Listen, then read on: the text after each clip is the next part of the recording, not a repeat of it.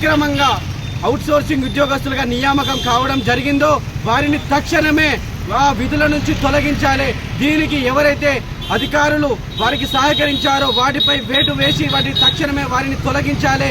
మరియు గత 2014 నుండి నేటి వరకు 10 సంవత్సరాల కాలంలో ఒక్క నోటిఫికేషన్ కూడా జిల్లా మెడికల్ కానీ ఏదైతే గవర్నమెంట్ ఆసుపత్రుల్లో కానీ జిల్లా కలెక్టర్ కార్యాలయం ప్రభుత్వ సంస్థలలో ఒక్క నోటిఫికేషన్ కూడా విడుదల చేయలేదు. కానీ లక్షల రూపాయలు తీసుకుంటూ ఇక్కడ ఉద్యోగాలను అమ్ముకునే ప్రయత్నం చేస్తూ ఉన్నారు గత శాసనసభ్యులు, ఇప్పుడున్న శాసనసభ్యుడు కూడా.